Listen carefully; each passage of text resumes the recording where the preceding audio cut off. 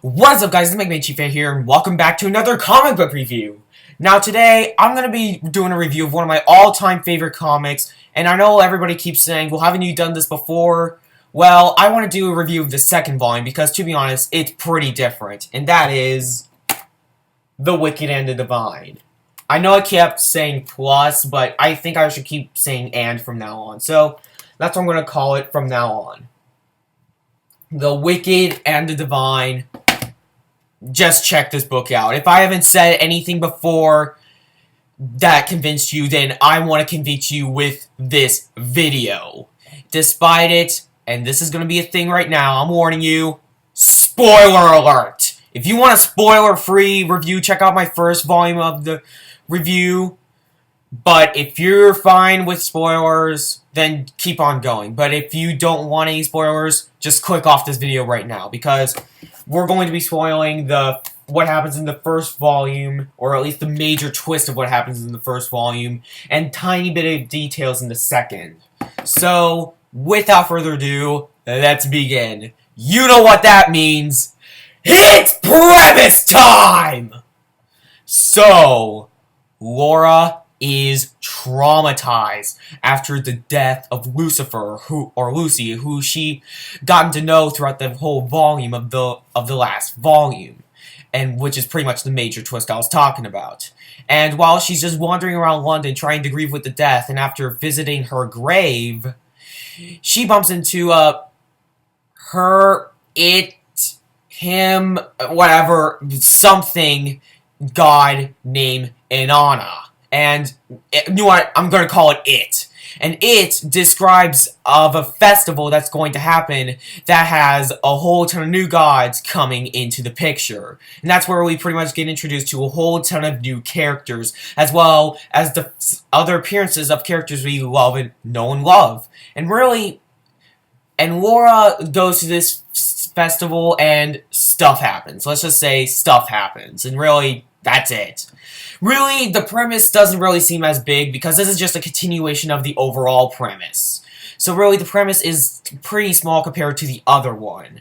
So, I'm just going to say this right now. Just like with the first volume, I have no negatives with this series. This series kept in quality for 11 issues, which I felt like it did an amazing job with. So, what are the positives of this book? Well, let's dig into that. Now, I'm not going to repeat myself. I'm going to mention the stuff that stays the same, so I'm just going to do it all in one go. The art is still amazing. It's simple, it's clean, and it's absolutely fantastic. And I'm now trying to find everything that this artist has done. The characters are still fantastic, with also giving us a wave of new great characters, and as well, amazing plot twists and commentary in the plot. So, that is what's the same about this book. Now, let's talk about the differences of this book.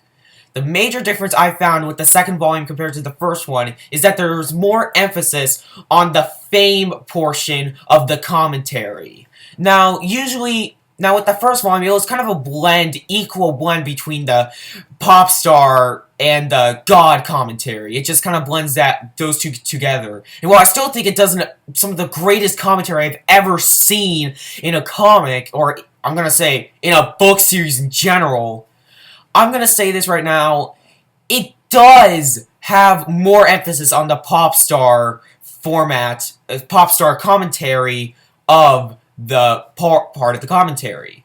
And even though I'm not that interested in pop stars and that pop star cliche in general, this turns a somewhat cliche into something that's not cliched in the slightest. Even if you dig down to the near core of this concept, you will find just originality. And that I can safely applaud for. You know what? Let's do it! Man, I am a loser. And another thing I want to say is that these new wave of characters are great. There is one character, I think his name is Botam? Yeah, or, no, Woden. Woden. That's his name, sorry, I kind of have a problem with names, but Woden is great. He's the only character I'm really going to talk about, but he appears in issue number 7, and he's a fantastic character. He wears, like, this robotic head, and he's always, like, talking. He kind of, like, his dialogue kind of seems similar to Tony Stark when he's in the Iron Man suit.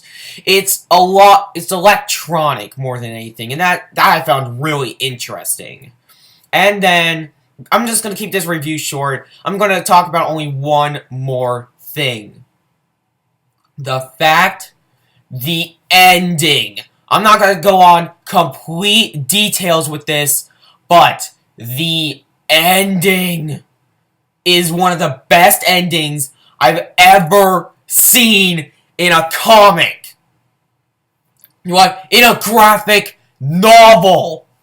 Any comic, manga, anything this is one of the greatest. And it's a perfect end to a masterpiece of a story arc, which was created in these 2 volumes. So, pretty much, it's score time. I know I'm keeping this review a lot shorter than my other reviews, but hey, I just don't want to repeat myself. But I did want to touch on the differences between this volume and the first one.